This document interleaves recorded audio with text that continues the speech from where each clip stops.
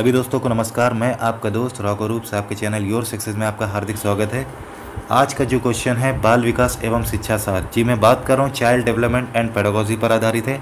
और ये question UP TET, C TET, all TET exam के लिए बहुत इंपॉर्टेंट होने वाला है। डेली लाइव टेस्ट हो रहा है, चाहे ईवीएस हो चाहे आपका सीडीपी हो। लाइव टेस्ट देने का मतलब ये है कि आप यहाँ से प्रैक्टिस कर रहे हैं, आपका डाउट क्लियर हो रहा है, आपका जो है नया क्वेश्चन आपको सीखने को मिल रहा है। तो जिस एग्ज़ाम की आप तैयारी कर रहे हैं उसके लिए बहुत बेनिफिट होने वाला है। शुरुआत से लेकर आप जो है आखिरी तक ही बने रहिए मेरे साथ। जिन्होंने चैनल को सब्सक्राइब नहीं किया है वो चैनल को सब्सक्राइब करने के लिए आप #YourSuccess कर सकते हैं। ज़्यादा टाइम नहीं लेते हैं, आते हैं पहले क्वेश्चन पर दोस्तों। पहला क्वेश्चन आपके सामने ये रहा, अभिप्रेरणा का वर्गीकरण होता है। ऑप्शन ए है स्वाभाविक और कृत्रिम, ऑप्शन बी है कम महत्वपूर्ण तथा अधिक महत्वपूर्ण, ऑप्शन सी है जन्मजात तथा अर्जित, ऑप्शन डी है अभिप्रेरणा तथा प्रलोभन। बताइए इसका राइट आंसर क्या होगा। प्रलोभन का मतलब होता है टेम्पटेशन, जिसको हम लोग कहते हैं लोभ उत्पन्न करना। अभिप्रेरणा का मतलब होता है मोटिवेशन। मैस्लो के अकॉर्डिंग अभिप्रेरणा को दो भागों में बांटा गया है। एक तो आपका आता है जन्मजात, एक आता है आपका अर्जित। जन्मजात में दोस्तों आएगा आपका भूख आएगा, प्यास आएगा, निद्रा आएगी। अर्जित की मैं बात करूं तो अर्जित में आता है आपका सामाजिक, रुचि और प्रतिष्ठा। तो ये चीज़ें आती हैं। तो मैस्लो के अकॉर्डिंग अभिप्रेरणा को दो भागों में बांटा है। एक तो है आपका जन्मजात, दूसरा है अर्जित। तो अभिप्रेरणा का जो वर्गीकरण है वो हमारा राइट ऑप्शन जो होगा सी हमारा राइट ऑप्शन होगा, बल्कि ए बी डी हमारा नहीं होगा। बहुत बढ़िया दोस्तों, सी हमारा राइट होगा। आगे आते हैं क्वेश्चन नंबर सेकंड पर। क्वेश्चन नंबर सेकंड आपके सामने ये रहा, सीखने की प्रक्रिया में सीखने का स्थानांतरण हो सकता है। ऑप्शन ए है सकारात्मक, ऑप्शन बी है नकारात्मक, ऑप्शन सी है शून्य, ऑप्शन डी है ये सभी। इसका राइट आंसर क्या होगा। अगर मैं दोस्तों बात करूं सीखने का स्थानांतरण, सीखने का जो स्थानांतरण जो होता है ये होता क्या है। देखिए, एक परिस्थिति में सीखी हुई बात को अन्य परिस्थितियों में जो सीखी हुई बात का अध्ययन में जो सहायक और जो घातक होता है, इसे ही हम लोग सीखने का स्थानांतरण कहते हैं। मतलब एक जगह हम लोग सीख रहे हैं और दूसरी परिस्थितियों में जो लागू कर रहे हैं तो वहाँ पर जो है या तो सहायक होगा या तो घातक होता है। तो इसे जो है सीखने का स्थानांतरण कहते हैं। और स्थानांतरण जो है कई तरह का हो सकता है। जैसे मैं बात करूँ सकारात्मक भी हो सकता है, एक तो आएगा आपका नकारात्मक मतलब पॉजिटिव निगेटिव भी होगा, और शून्य भी होगा, और क्षैतिज भी होगा, ऊर्ध्व स्थानांतरण होगा, और द्विपार्श्विक स्थानांतरण होगा। तो ये सारी चीज़ें होती हैं। तो सीखने की प्रक्रिया में सीखने का स्थानांतरण ये सभी डी हमारा राइट ऑप्शन होगा। सारे आते हैं, सकारात्मक, नकारात्मक और शून्य, तीनों चीज़ें आती हैं। तो डी हमारा राइट ऑप्शन होगा। बहुत बढ़िया दोस्तों, बहुत अच्छा आंसर आप लोग कर रहे हैं। ऐसे ही करना है आगे भी आप लोगों को। क्वेश्चन नंबर थर्ड पर आते हैं। क्वेश्चन नंबर थर्ड आपके सामने ये रहा, निम्न में कौन सा मत अंतर्दृष्टि द्वारा सीखने की व्याख्या करता है। ऑप्शन ए है मनोविश्लेषणवाद, ऑप्शन बी है व्यवहारवाद, ऑप्शन सी है संबंधवाद, ऑप्शन डी है गेस्टाल्टवाद। इसका राइट आंसर क्या होगा। मनोविश्लेषणवाद की करूँ तो इसमें आते हैं फ्रायड जी। अगर मैं व्यवहारवाद की बात करूँ तो इसमें जी आते हैं वाटसन। अगर मैं संबंधवाद की बात करूँ तो इसमें आते हैं थॉर्नडाइक जी। बाकी मैं गेस्टाल्टवाद की बात करूं तो सीखने की अंतर्दृष्टि या सूझ का स्थान का जो प्रतिपादन है जर्मनी के गेस्टाल्टवादियों द्वारा किया गया था। किससे द्वारा किया गया था। गेस्टाल्टवादियों द्वारा किया गया था। और इस सिद्धांत को हम लोग गेस्टाल्ट सिद्धांत भी कहते हैं, क्योंकि इसके अनुसार व्यक्ति संपूर्ण परिस्थितियों को अपनी मानसिक शक्ति से अच्छी तरह समझ लेता है, फिर वो अपनी सूझ, अनुभव और इन परिस्थितियों का क्या करता है, वो लोग समस्या का समाधान करता है। और इस सिद्धांत का जो प्रयोग दोस्तों सुल्तान नामक वनमानुष पर किया गया था। तो हमारा जो राइट ऑप्शन होगा डी हमारा राइट ऑप्शन है। बहुत बढ़िया दोस्तों, बहुत अच्छा खेल रहे हैं आप सभी। डी हमारा राइट ऑप्शन है। आगे चलते हैं क्वेश्चन नंबर 4 पर। क्वेश्चन नंबर 4 आपके सामने ये रहा, किस मनोवैज्ञानिक ने सीखने की सामग्री के रूप में निरर्थक शब्दों का प्रयोग किया। ऑप्शन ए है विलियम जेम्स, ऑप्शन बी है स्किनर, ऑप्शन सी है एबिंगहॉस, ऑप्शन डी है बर्टलेट। बताइए इसका राइट आंसर क्या होगा। किस मनोवैज्ञानिक ने सीखने की सामग्री के रूप में निरर्थक शब्दों का प्रयोग किया। मैं बात करूंगा दोस्तों एबिंगहॉस। एबिंगहॉस मनोवैज्ञानिक ने निरर्थक शब्दों का प्रयोग सीखने की सामग्री के रूप में प्रयोग करने को कहा। देखिए क्यों कहा, उनके अनुसार निरर्थक शब्दों के प्रयोग से धीरे धीरे शब्दों का प्रयोग करना आसान होता है। एबिंगहॉस जी ने कहा था कि निरर्थक शब्दों का प्रयोग से धीरे धीरे सार्थक शब्दों का प्रयोग करना आसान हो जाता है। तो हमारा जो राइट ऑप्शन है सी हमारा राइट ऑप्शन है, बल्कि हमारा विलियम जेम्स, स्किनर, बर्टलेट नहीं होगा, सी राइट ऑप्शन है। चलते हैं क्वेश्चन नंबर 5 पर आते हैं दोस्तों। क्वेश्चन नंबर 5 आपके सामने ये रहा। सीखने के नियम दिए हैं। ऑप्शन ए है पावलोव जी ने दिए हैं, ऑप्शन बी है स्किनर ने दिए हैं, ऑप्शन सी है थॉर्नडाइक जी ने दिए हैं, ऑप्शन डी कोहलर जी ने दिए हैं। बताइए इसका राइट ऑप्शन क्या होगा। सीखने की बात आती है तो सीखने का नियम जो है थॉर्नडाइक जी ने दिया है। थॉर्नडाइक जी का पूरा नाम क्या है। थॉर्नडाइक जी का पूरा नाम एडवर्ड थॉर्नडाइक था। और ये कहाँ के मनोवैज्ञानिक थे। थॉर्नडाइक जी यूएसए के मनोवैज्ञानिक थे। इन्होंने क्या करा था, इन्होंने सीखने के लिए जो है पशु के व्यवहार और प्रक्रिया जो होती है इन पर कार्य किया, और कार्य के आधार पर जो है आधुनिक शैक्षणिक मनोवैज्ञानिक की नींव पड़ी। और थॉर्नडाइक जी ने जो है सीखने के 3 नियम बताए थे। 3 नियम जो हैं दोस्तों, एक तो आता है हमारा तत्परता का नियम, दूसरा आता है आपका प्रभाव का नियम, तीसरा आता है अभ्यास का नियम। तो यहाँ से आप क्लियर हो गया होगा, समझ गए होंगे। तो ऑप्शन जो हमारा राइट है दोस्तों थॉर्नडाइक, सी हमारा राइट है। बहुत बढ़िया, वेल डन दोस्तों, बहुत अच्छा आंसर किया आपने। आगे चलते हैं, क्वेश्चन नंबर 6 पर आते हैं। क्वेश्चन नंबर 6 आपके सामने ये रहा। सीखना है, सीखना क्या है।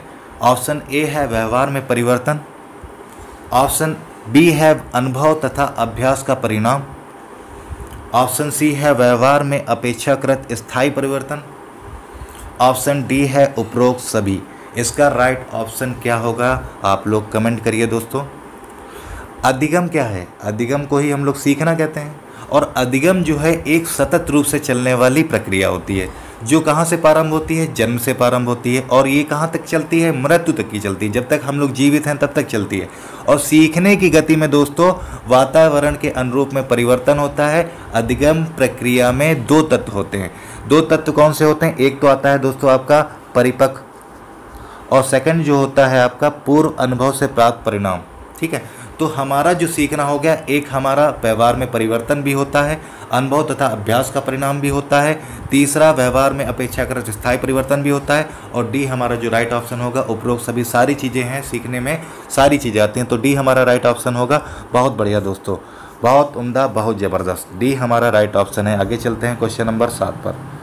क्वेश्चन नंबर 7 आपके सामने ये रहा। शारीरिक वृद्धि और विकास को कहते हैं। ऑप्शन ए है तत्परता, ऑप्शन बी है अभिवृद्धि, ऑप्शन सी है गतिशीलता, ऑप्शन डी है आनुवंशिकता। इसका राइट ऑप्शन क्या होगा। आप लोग जो आंसर कर रहे हैं दोस्तों बहुत अच्छा कर रहे हैं। बस यही मैं चाहता हूं कि जिस तरह से आप यहां पर प्रैक्टिस कर रहे हैं, जिस तरह से आप ऑप्शन आंसर दे रहे हैं, बस इसी तरह हमें आपका एग्ज़ाम बेस्ट कराना है। आपको एग्ज़ाम हर हालत में बेस्ट करना है, बस इस बार कामयाबी लेना है। बस यही सोच के जो है लाइव टेस्ट रखता हूँ कि ज़्यादा से ज़्यादा क्वेश्चन आपके बीच में रख सकूँ। देखिए दोस्तों, क्वेश्चन पर आते हैं। शारीरिक वृद्धि और विकास को कहते हैं। देखिए, शारीरिक वृद्धि और विकास को जो है हम लोग क्या कहते हैं, ग्रोथ कहते हैं। क्या कहते हैं, ग्रोथ। भाई वृद्धि और विकास से क्या होता है, ग्रोथ होता है ना। तो हमारा जो राइट ऑप्शन होगा अभिवृद्धि, बी हमारा राइट ऑप्शन होगा, क्योंकि अभिवृद्धि जो है, ग्रोथ जो है, एक निश्चित समय और निश्चित सीमा तक चलती है।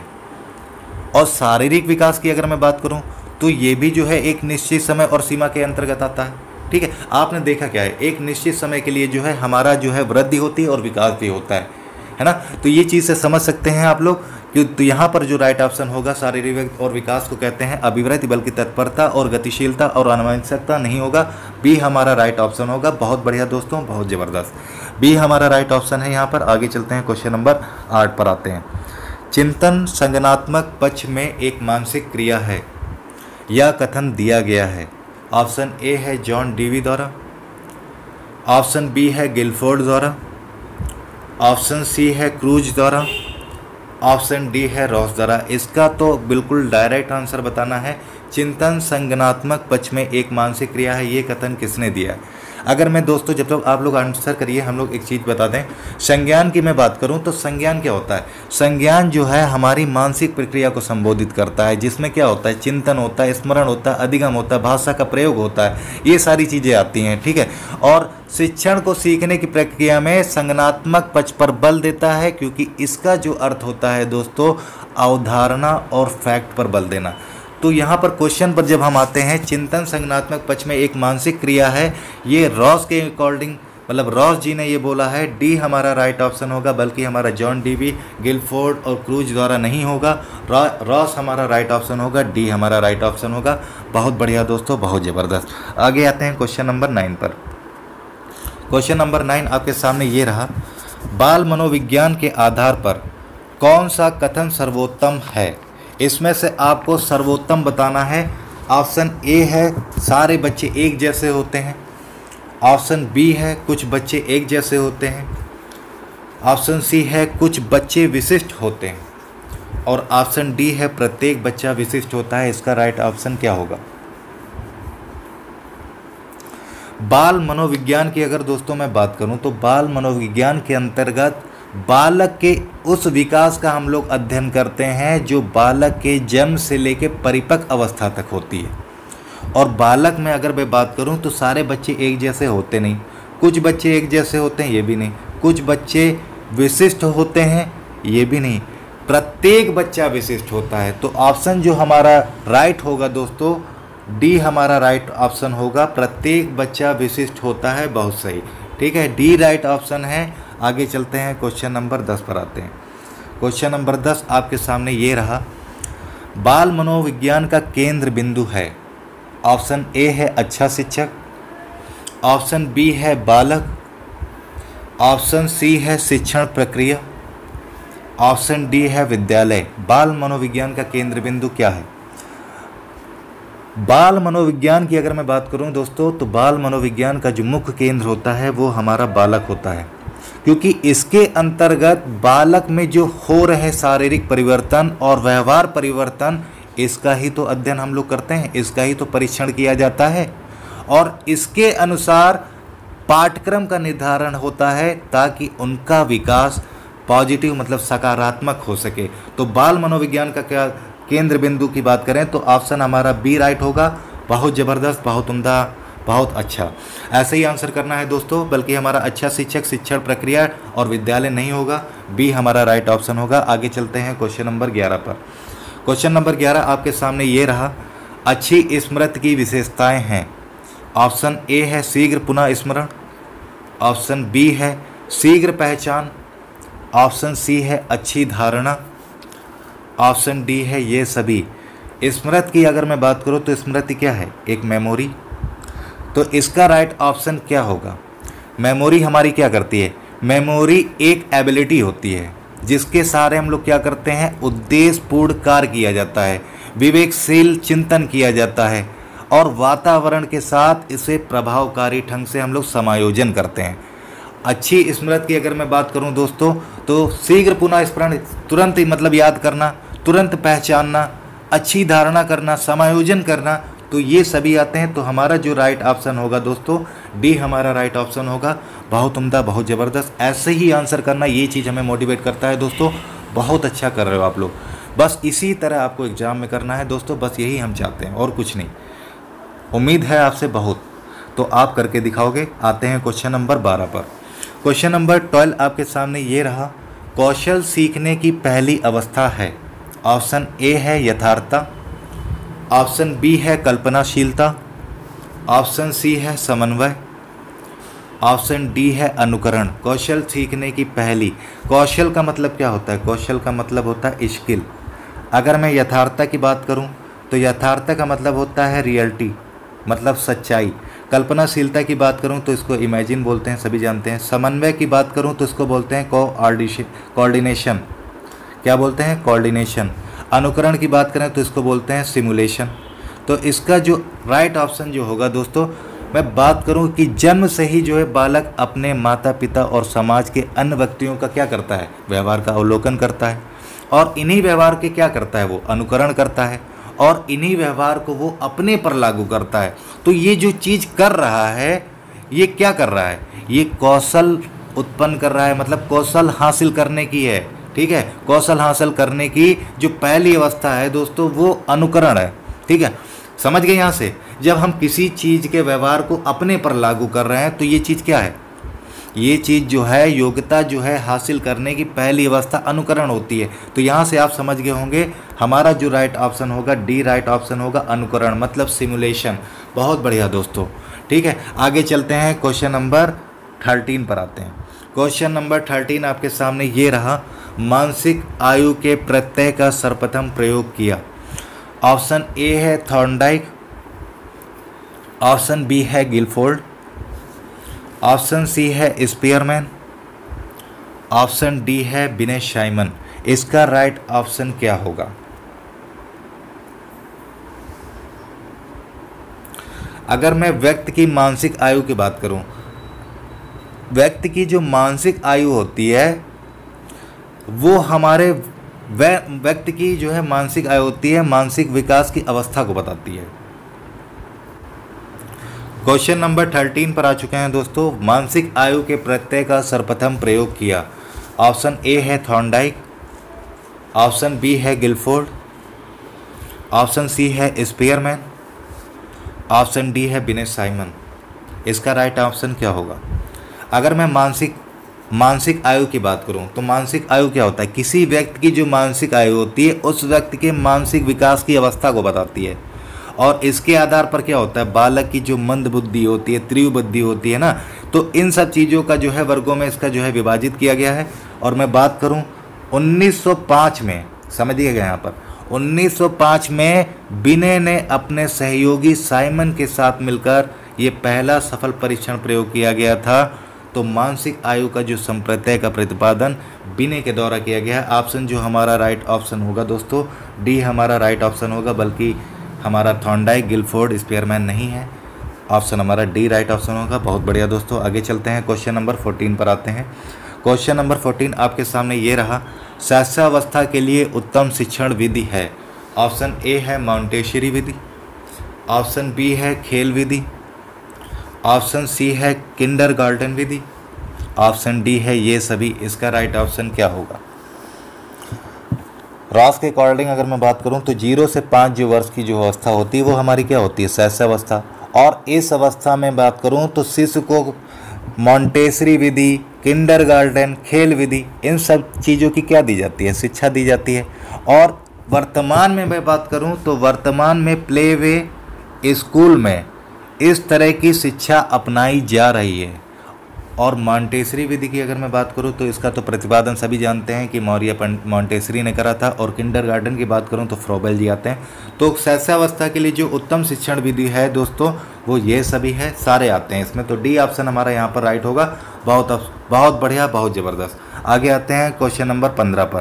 क्वेश्चन नंबर 15 आपके सामने ये रहा, बाल विकास में ऑप्शन ए है प्रक्रिया पर बल है, ऑप्शन बी है वातावरण और अनुभव की भूमिका पर बल है, ऑप्शन सी है गर्भावस्था से किशोरावस्था तक अध्ययन होता है, ऑप्शन डी है उपरोक्त सभी पर। इसका राइट ऑप्शन क्या होगा?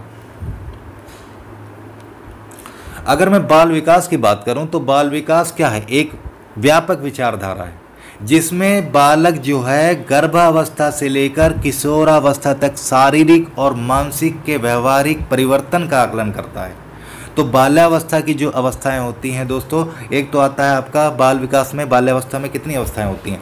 तो इसमें आती हैं जो आपका एक तो गर्भावस्था हो गया, जो कि आप जानते हैं 0 से 9 माह चलती है। अगर मैं शैशवावस्था की बात करूं तो 0 से 5, बाल्यावस्था की अगर बात करूं तो 6 से 12, और किशोरावस्था की बात करूं तो वो 12 से 18। तो यहाँ पर आप समझ गए होंगे कि बाल विकास में गर्भावस्था से किशोरावस्था तक अध्ययन होता है। तो ऑप्शन जो हमारा राइट होगा दोस्तों, सी हमारा राइट ऑप्शन होगा, उपरोक्त सभी नहीं होगा, सी हमारा राइट ऑप्शन होगा। यहाँ पर आगे आते हैं क्वेश्चन नंबर 16 पर, समझ गए होंगे यहाँ पर चीज़ मेरी बात को। क्वेश्चन नंबर 16 आपके सामने ये रहा, बाल विकास का अध्ययन क्षेत्र है। ऑप्शन ए है बाल विकास की विभिन्न अवस्थाओं का अध्ययन, ऑप्शन बी है वातावरण पर बाल विकास पर पड़ने वाले प्रभाव का अध्ययन, ऑप्शन सी है वैयक्तिक विभिन्नता का अध्ययन, ऑप्शन डी है उपरोक्त सभी।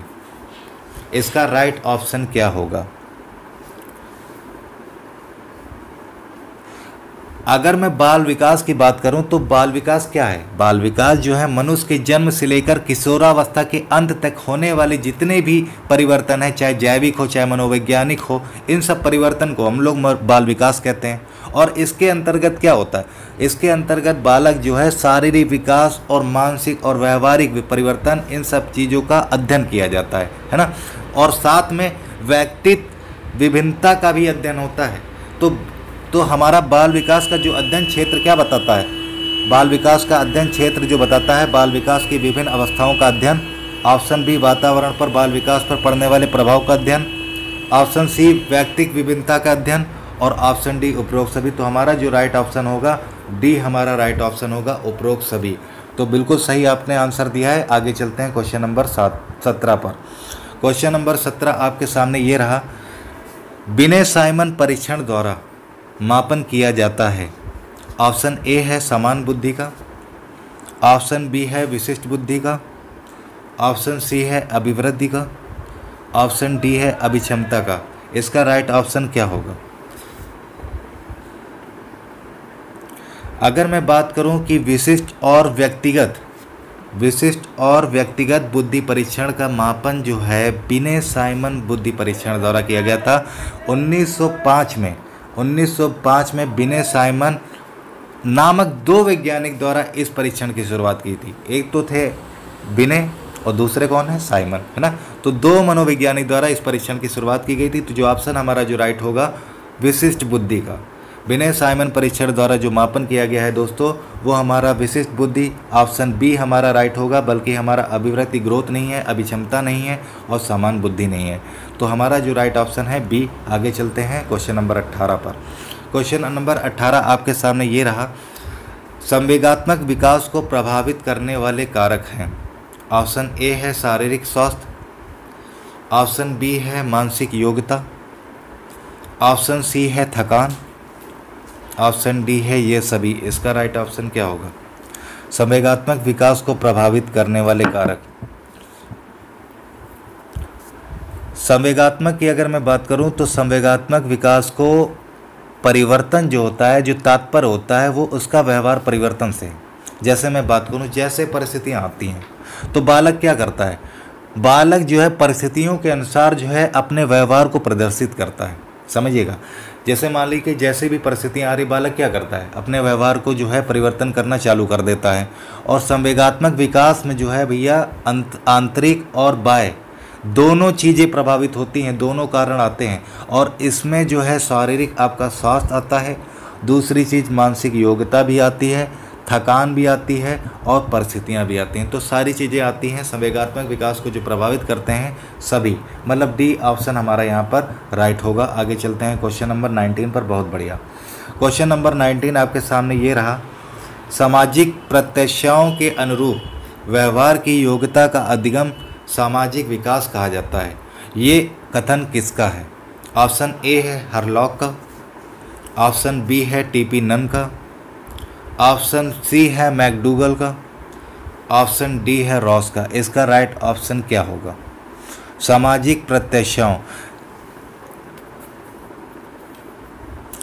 अगर मैं बात करूं दोस्तों हरलॉक जी की, हरलॉक एक प्रसिद्ध मनोवैज्ञानिक थे जिन्होंने समाज के प्रभाव बालक के विकास और अधिगम पर किस प्रकार पड़ता है ये चीज़ इन्होंने बताया।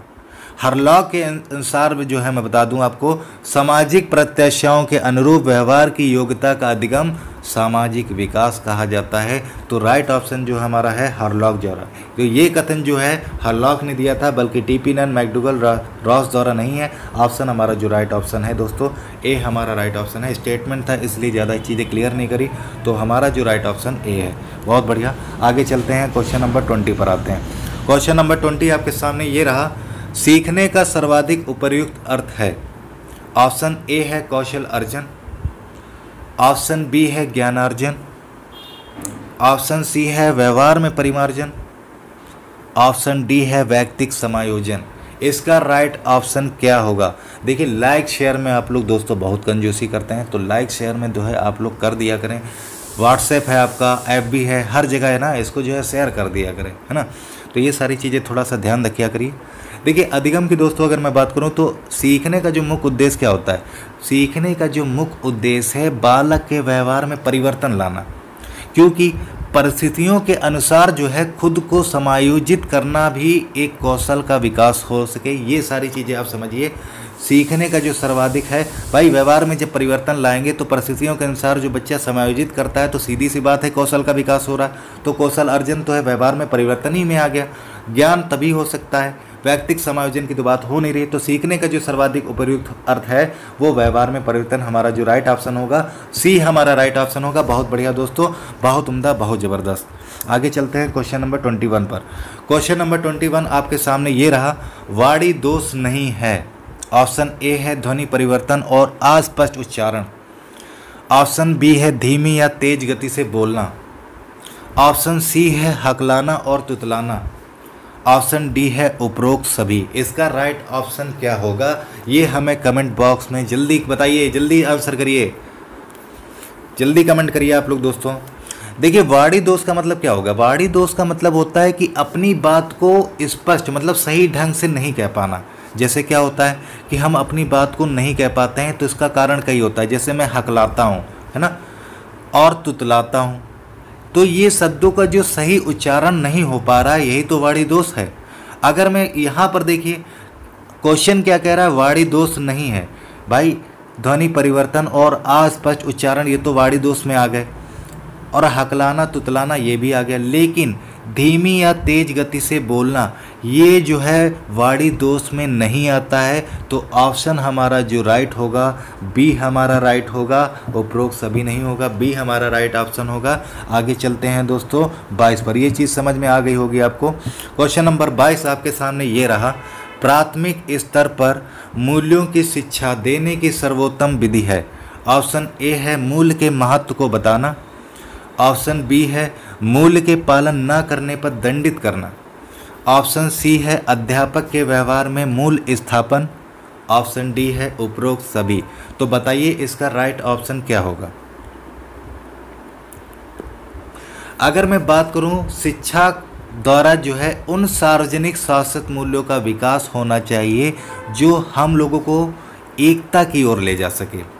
और मैं बात अगर करूं कि प्राथमिक स्तर पर जो मूल आधारित शिक्षा की जो विधियां हैं दोस्तों, वो मैं बता दूं। जैसे प्राथमिक स्तर पर जो शिक्षा देने की जो अगर मैं बात करूं तो आता है इसमें, जैसे मैं किसी महान व्यक्ति के बारे में बता रहा हूं, या फिर मूल्य के महत्व को बताना, या अध्यापक द्वारा जो है स्वयं आधारित व्यवहार या आचरण अपनाना। मतलब मैं बात कर रहा हूँ मूल को महत्व बताना, और आपका अध्यापक के व्यवहार में मूल स्थापन, या फिर जैसे कहते हैं कि अध्यापक के मूल आधारित व्यवहार या फिर आचरण अपनाना। तो ये सारी चीज़ें विधियाँ में आ गई। लेकिन जो मैं बात करूँ सर्वोत्तम विधि में अगर आता है, सर्वोत्तम विधि की बात कर रहा हूँ, तो सर्वोत्तम विधि में आएगा आपका अध्यापक के व्यवहार में मूल स्थापन। देखिए, जब तक कि अध्यापक अपना मूल स्थापन मतलब अपना आधारित व्यवहार और अपना आचरण नहीं अपनाएगा, तो ये सारी चीज़ें महान व्यक्ति के बारे में बताना, मूल के महत्व के बताना, ये सारी चीज़ें तो बाद में बताएगा ना। जब तो पहले खुद को अपना लें, है ना, तो खुद अपनाना जरूरी है। तो हमारी सर्वोत्तम की बात करी तो सी हमारा राइट ऑप्शन होगा। और मूल के पालन ना करने पर दंडित करना, ये तो क्रॉस हो जाएगा, ऐसे ही भी कट रहा है। तो ये चीज़ समझ में आ गई होगी। ज़्यादा एक्सप्लेन कर दिया है मैं जानता हूँ, लेकिन ये चीज़ समझाना भी ज़रूरी था। तो हमारा जो राइट ऑप्शन है सी हमारा राइट ऑप्शन है। आगे चलते हैं क्वेश्चन नंबर 23 पर। क्वेश्चन नंबर 23 आपके सामने ये रहा, मूल्य के वर्गीकरण में सम्मिलित नहीं है। ऑप्शन ए है आध्यात्मिक मूल्य, ऑप्शन बी है येन केन प्रकारण धनार्जन का मूल। ऑप्शन सी है नैतिक मूल्य। ऑप्शन डी है सांस्कृतिक मूल्य। इसका राइट ऑप्शन क्या होगा दोस्तों?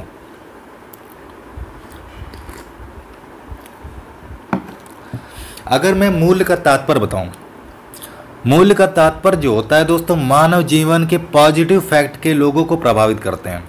जैसे मैं बात करूं भाई, आपके अंदर जो मूल पॉजिटिव फैक्ट हैं तो आपके अंदर क्या होगा? आपके अंदर नैतिक होगा, आचरण होगा, आध्यात्मिक होगी, संस्कृति होगी, ये सब पाया जाता है ना। अगर मैं बात करूं येन केन, येन केन का मतलब होता है किसी ना किसी प्रकार से, जैसा भी हो, जैसे तैसे, ये सब जो आते हैं, तो ये सारी चीज़ें नहीं होती हैं। तो ऑप्शन जो हमारा राइट होगा दोस्तों बी राइट होगा, क्योंकि ये मूल के वर्गीकरण में सम्मिलित नहीं है। बाकी आध्यात्मिक, नैतिक मूल, सांस्कृतिक मूल, ये मूल के वर्गीकरण में आता है। तो ऑप्शन हमारा जो राइट है बी ऑप्शन राइट है। बहुत बढ़िया दोस्तों, आंसर आप लोग बिल्कुल सही कर रहे हैं, इसमें कोई कमी नहीं है। कमेंट मैं सबके देख रहा हूँ, और बस ये चीज़ मैं ध्यान थोड़ा सा नहीं दे पाता हूँ क्योंकि क्वेश्चन कराना ज़्यादा ज़रूरी है ना, तो ये चीज़ आप समझ सकते हैं। आगे चलते हैं, क्वेश्चन नंबर 24 पर आते हैं दोस्तों। ऑप्शन बी है मनोवैज्ञानिक शारीरिक। ऑप्शन सी है सामाजिक राजनीतिक। ऑप्शन डी है मनोवैज्ञानिक आध्यात्मिक। इसका राइट ऑप्शन क्या होगा? कमेंट जल्दी से करिए दोस्तों। अगर मैं बात करूं व्यक्तित्व का संगठन, इसको बोलते हैं आप ऑर्गेनाइजेशन ऑफ पर्सनालिटी। तो ऑर्गेनाइजेशन ऑफ पर्सनालिटी मतलब व्यक्तित्व का संगठन क्या होता है? व्यक्तित्व का संगठन दोस्तों जो होता है हमारा, जैसे मैं बात करूं मनोवैज्ञानिक और शारीरिक गुण, इनके मिलने से ही हमारा जो है अच्छा व्यक्तित्व का निर्माण होता है। अगर ये इनमें से अगर एक की अनुपस्थिति हो गई तो ये समझ लीजिए कि व्यक्तित्व का संतुलित विकास नहीं हो सकता। तो व्यक्तित्व का जो संगठन है हमारा वो है साइकोलॉजी फिजिकल, मतलब मैं बात कर रहा हूँ बी मनोवैज्ञानिक शारीरिक हमारा राइट ऑप्शन होगा। बल्कि सामाजिक आर्थिक और सामाजिक राजनीतिक और मनोवैज्ञानिक आध्यात्मिक से जो है व्यक्तित्व का संगठन नहीं होता है। तो हमारा जो राइट ऑप्शन है बी राइट ऑप्शन है। आगे चलते हैं क्वेश्चन नंबर 25 पर। क्वेश्चन नंबर 25 आपके सामने ये रहा, आत्म केंद्रित व्यक्ति होता है। ऑप्शन ए है अंतर्मुखी। ऑप्शन बी है बहिर्मुखी। ऑप्शन सी है उभयमुखी। ऑप्शन डी है सामाजिक निर्भर। तो बताइए इसका राइट ऑप्शन क्या होगा? अंतर्मुखी की अगर मैं बात करूं तो अंतर्मुखी के अंदर जो है आत्म केंद्रित होता है।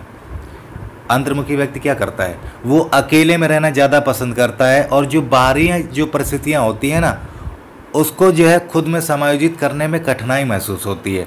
और ऐसे लोग क्या होते हैं? निराशावादी होते हैं। क्या होते हैं? निराशावादी होते हैं। तो आत्म केंद्रित व्यक्ति जो होता है दोस्तों, ए ऑप्शन हमारा राइट होगा, अंतर्मुखी होते हैं। तो ए हमारा राइट होगा। बल्कि वो सामाजिक निर्भर नहीं होते, उभयमुखी नहीं होते, बहिर्मुखी नहीं होते। तो बहुत बढ़िया आंसर आप लोग ने दिया, ए हमारा राइट ऑप्शन है। आगे चलते हैं, क्वेश्चन आगे आ गया है दोस्तों आपका होमवर्क क्वेश्चन। होमवर्क क्वेश्चन है आपका दोस्तों, अपने ऊर्जा बल लिबिडो को बाहर की ओर अभिव्यक्त करने वाले व्यक्ति का प्रकार होता है। ऑप्शन ए है ज्ञानात्मक व्यक्तित्व। ऑप्शन बी है कलात्मक व्यक्तित्व। ऑप्शन सी है बहिर्मुखी व्यक्तित्व। ऑप्शन डी है धार्मिक व्यक्तित्व। इसका आप लोग आंसर आखिरी में कमेंट बॉक्स में करिए, यहाँ पर नहीं करने की ज़रूरत है। क्वेश्चन का आप स्क्रीनशॉट भी ले सकते हैं। क्वेश्चन ये है, फिर से रिपीट कर दे रहा हूँ, अपने ऊर्जा बल को बाहर की ओर अभिव्यक्त करने वाले व्यक्ति का प्रकार होता है।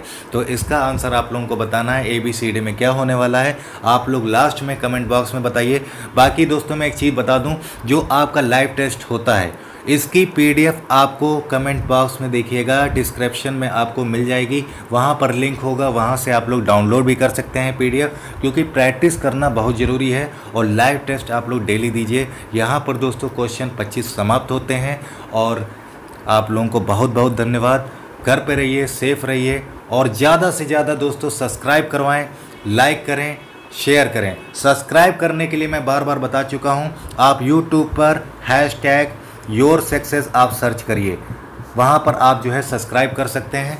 धन्यवाद दोस्तों, आपका दिन शुभ मंगलमय हो।